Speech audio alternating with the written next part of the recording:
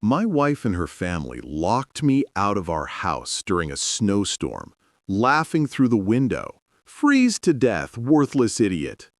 I got in my car and drove away without a word. 3 days later, my inbox was flooded with 47 desperate messages begging me to come back. You know that moment when you suddenly realize your entire marriage has been a lie? For me, it wasn't finding suspicious texts or lipstick on a collar. It was seeing my wife of 5 years high-fiving her brother through our frosted living room window while I stood outside in negative 15-degree weather begging to be let into my own damned house. I, 33M, have been married to Eleanor, 31F, for just over 5 years now. The first 2 years were pretty good. Not perfect, but whose marriage is? The problem started when her parents' lease ended and they needed a place to crash for a couple weeks. That was 18 months ago. Since then, it's been a slow slide into hell. First, it was small stuff. Her mom rearranging our kitchen without asking. Her dad constantly commenting on our finances. Then her brother Autumn, 27M, lost his roommate situation and joined the party 3 months ago. Our 3-bedroom house suddenly had 5 adults, and somehow I became the odd man out in my own home. I tried talking to Eleanor about it multiple times, but it always ended the same way. Tears, accusations that I didn't love her family, and the classic, "but they're family" argument. After a while, I just stopped bringing it up and retreated to the garage or took extra shifts just to get some peace. Not the healthiest coping mechanism, I know, but hindsight is 20/20. Last Thursday was when everything finally came to a head. We'd been hit with this massive blizzard, the kind where the weather people actually tell you to stay home or die. I'd picked up an extra shift, partly for the overtime, partly to avoid Eleanor's family's weekly game night, which mostly consisted of inside jokes I wasn't part of. My shift ended at 11 p.m. and the roads were absolute trash. Took me almost an hour to make a 20-minute drive. I pulled up to our house, already exhausted, and noticed all the lights were on. Weird for almost midnight, but whatever. I trudged through knee-deep snow to the front door. My key didn't work. I tried again. Nothing. I checked, right house, right key. I knocked, waited, knocked louder. Finally, I saw movement through the frosted glass. The porch light flicked on, and I saw Eleanor peering through the window next to the door. Relief washed over me until I saw her expression. She wasn't concerned. She was amused. I motioned for her to open the door. She shook her head. I was confused, so I called her. She picked up but didn't say anything. "Eleanor, the door's locked and my key isn't working. Can you let me in? It's freezing out here." "Yeah, about that," she said, her voice strangely casual. "We changed the locks today." "You what? Why would you do that without telling me?" "Autumn thought it would be funny." I stared at her through the window, waiting for the punchline. There wasn't one. "Eleanor, it's 15 degrees and there's 2 feet of snow. Let me in."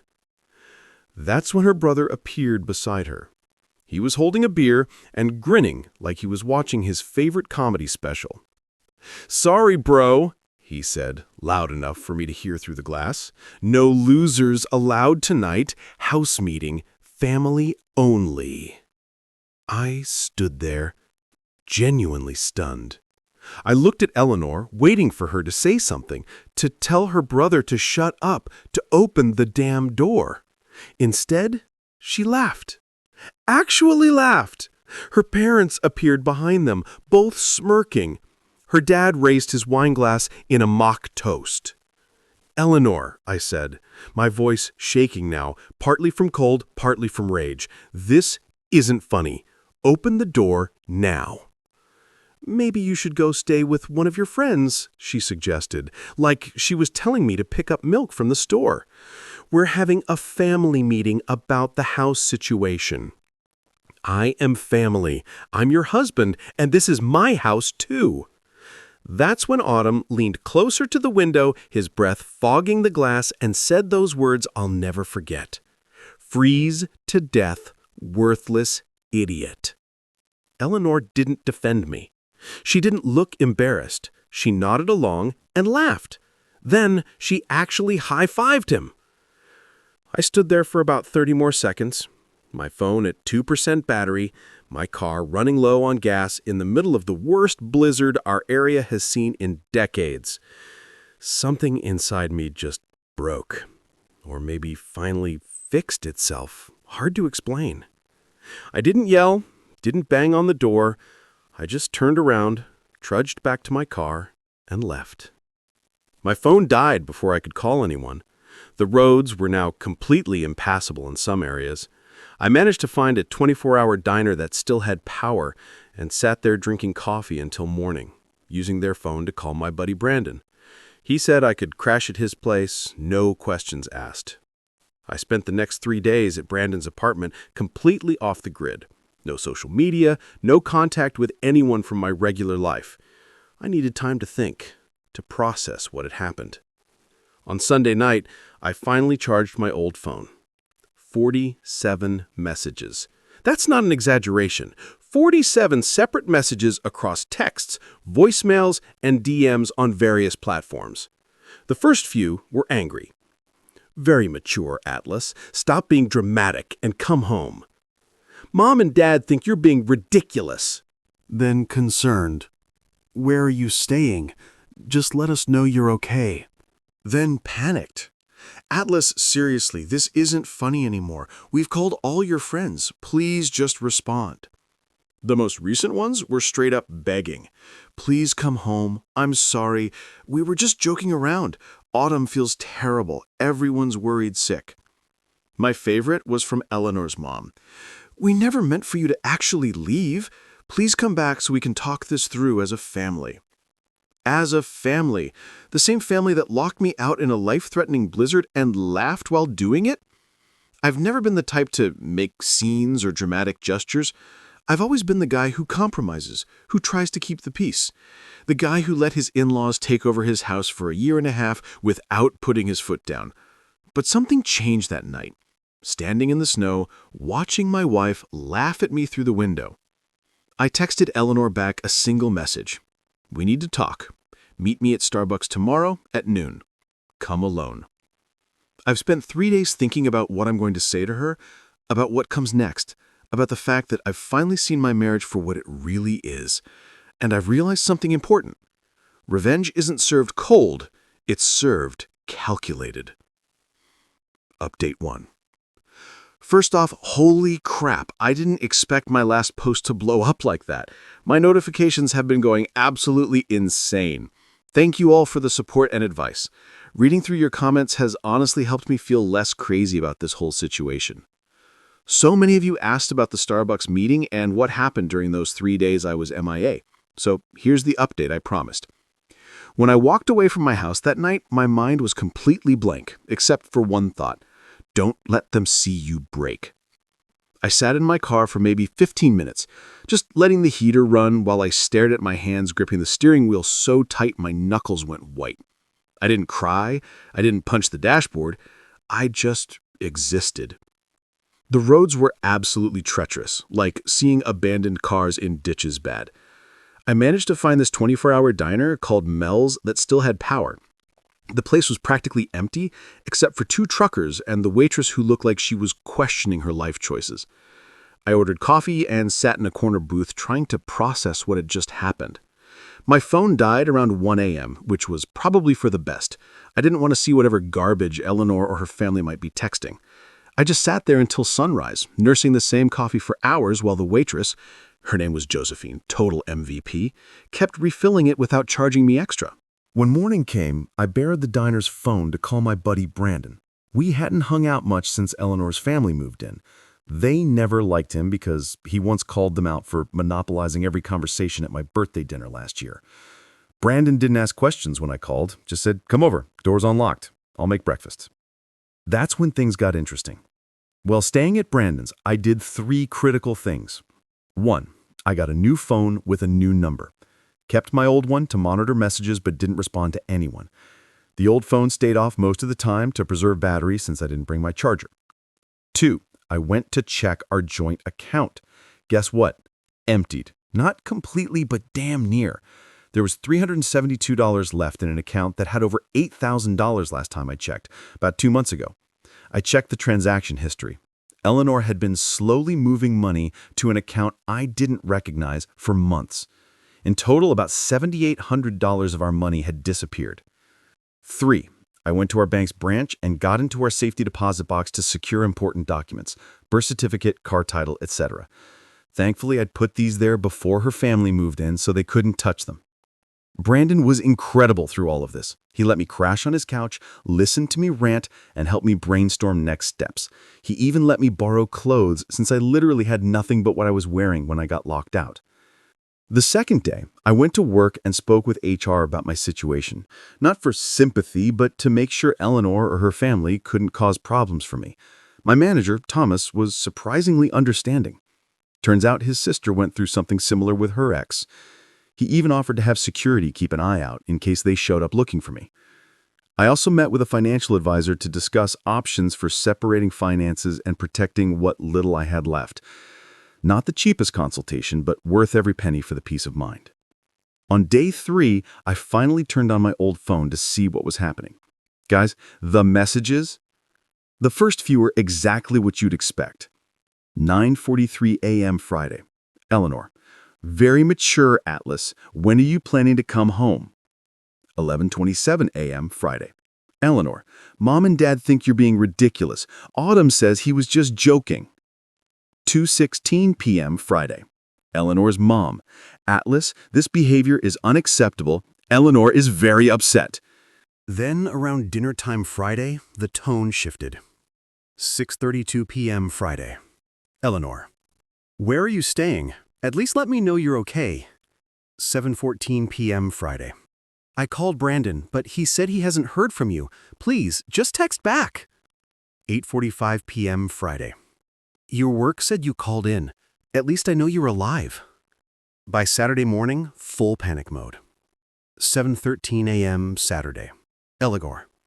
Atlas, please answer. This isn't funny anymore. 7:14 a.m. Saturday. I'm worried something happened to you. 8:22 a.m. Saturday. Eleanor's dad. Son, we need to talk about what happened. This silent treatment isn't solving anything. 9:07 a.m. Saturday. Autumn. Hey man, I was just messing around. Didn't mean anything by it. Come home so we can sort this out. Saturday afternoon is when it got really interesting. 1:44 p.m. Saturday. Eleanor. We filed a missing person report, but the police said since you called work, they can't do anything. Please, just come home. 2:33 p.m. Saturday. Your sister called me asking where you were. Did you tell her what happened? Fun fact, I didn't. But my sister Dorothy has always seen through Eleanor's BS. By Sunday, the messages were coming in every hour, increasingly desperate. 9:14 a.m. Sunday. Eleanor. Please come home. I'm sorry. We were just joking around. 9:30 a.m. Sunday. Eleanor's mom. Atlas, we never meant for you to actually leave. Please come back so we can talk this through as a family. 10:17 a.m. Sunday. Eleanor. I love you. Please come back. I'll make this right. 11:45 a.m. Sunday. Autumn. Dude, everyone's freaking out. Just let us know you're okay. I'm sorry about what I said. The last message before I responded was from Eleanor. 2:17 p.m. Sunday. Eleanor. Please, I'll do anything. Just come home. That's when I sent the Starbucks message. Now about that meeting. I specifically said come alone for a reason. Guess what Eleanor did? Showed up with her entire entourage, parents, brother, the whole circus. When I walked in and saw them all sitting there, I almost walked right back out. But I decided to play it cool. I sat down, looked Eleanor directly in the eyes, and said we agreed she'd come alone. She started crying, of course, saying she was scared and needed support. Her mom immediately jumped in, saying they were all concerned about me and just wanted to help. I stayed completely calm and asked one simple question. Where did the $7,800 from our joint account go? The look on their faces was priceless.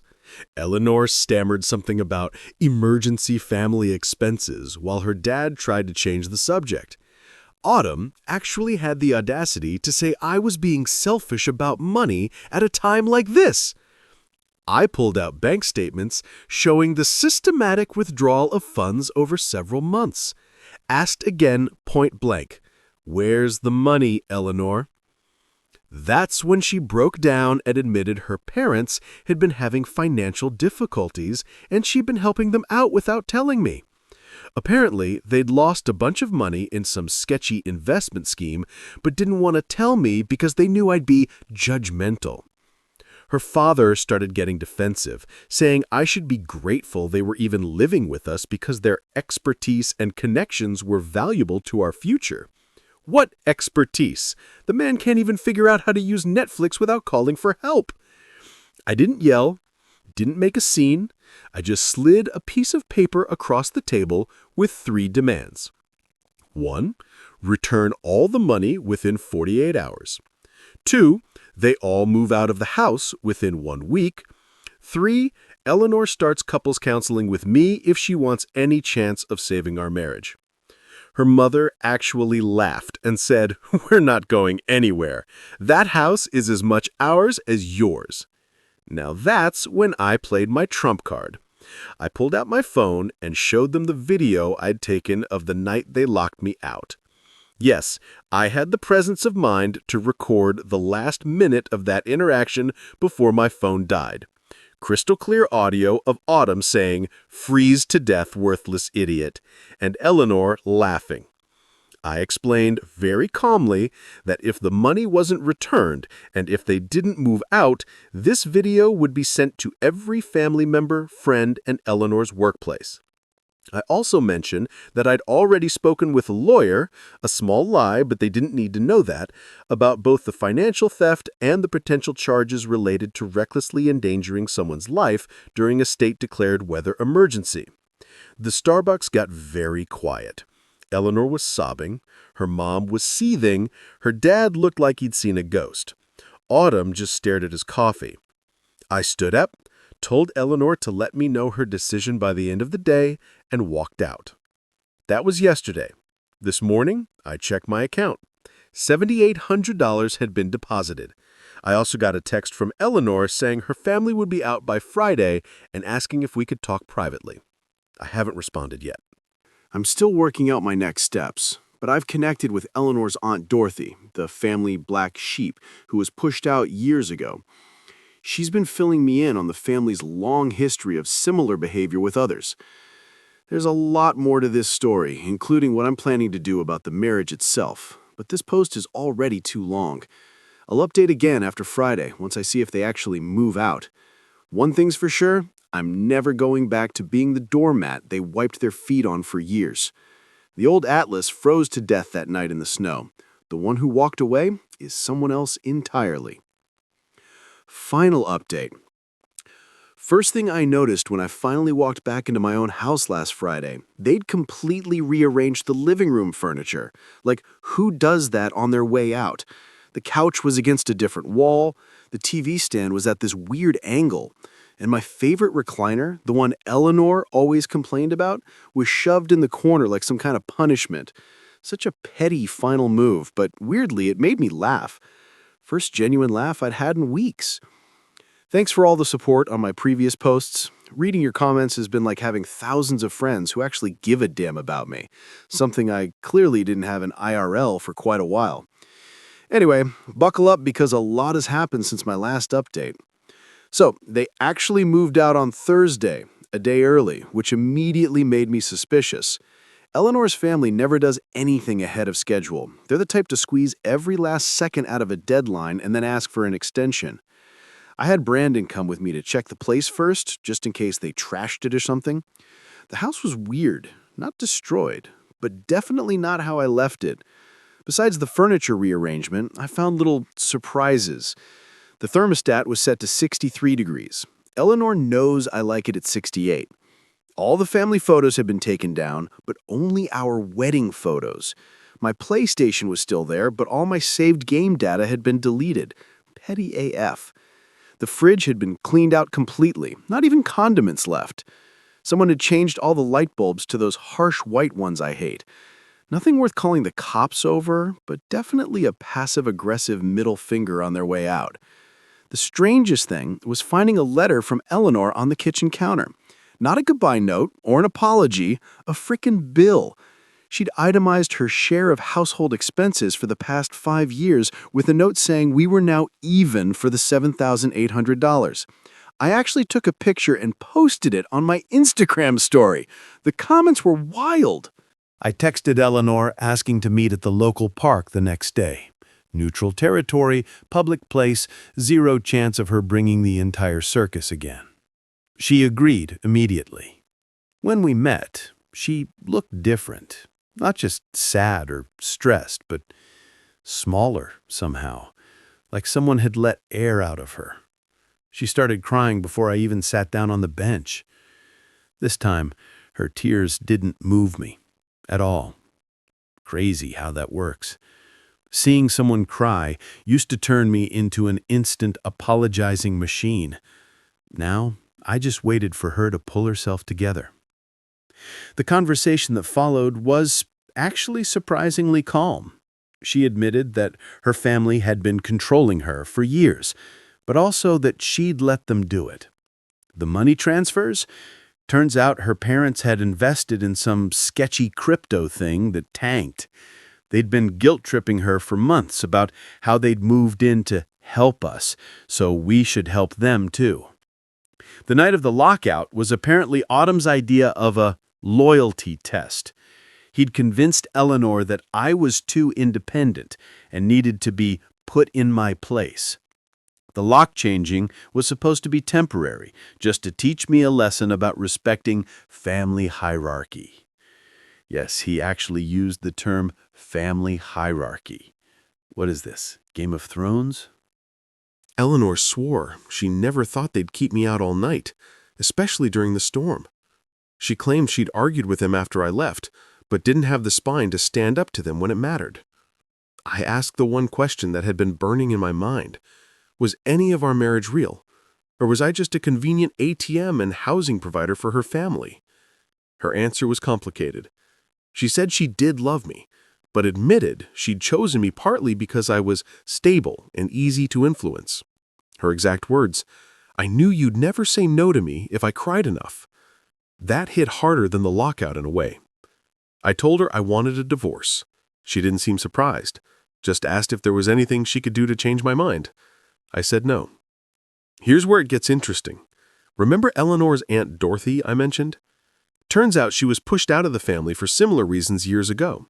She refused to let Eleanor's parents control her finances and emotional choices.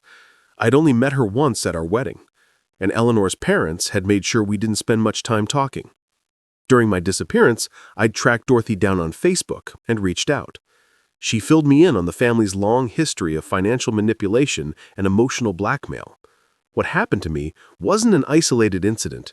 It was their pattern. Dorothy suggested something brilliant.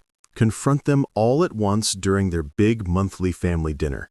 She'd been reconnecting with some extended family members who were also tired of Eleanor's parents' manipulation, but had been too afraid to speak up. So, last Sunday, I showed up unannounced at Eleanor's grandparents' house during their monthly dinner.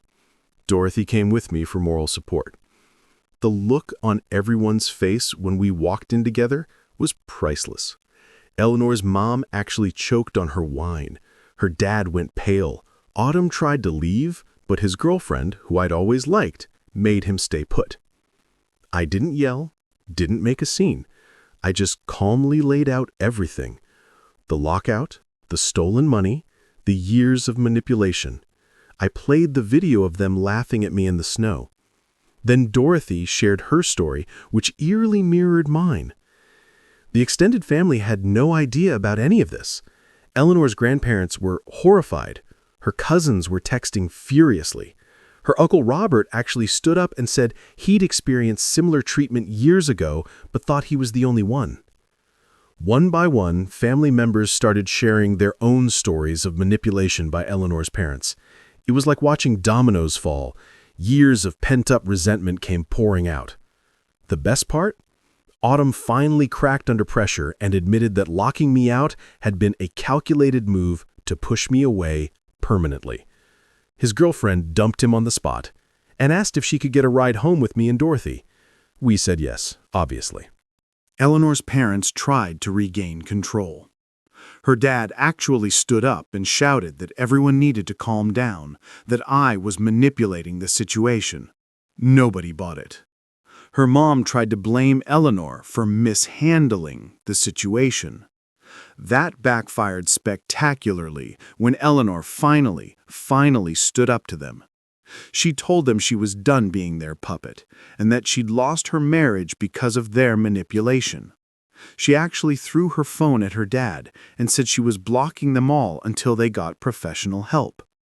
I didn't stick around for the rest of the fallout. I said my piece, helped Dorothy reconnect with family members who actually valued her, and left with my head held high. That was 2 weeks ago. Since then, the divorce papers have been filed. Eleanor didn't contest anything. I've completely redesigned the house, new paint, new furniture arrangement.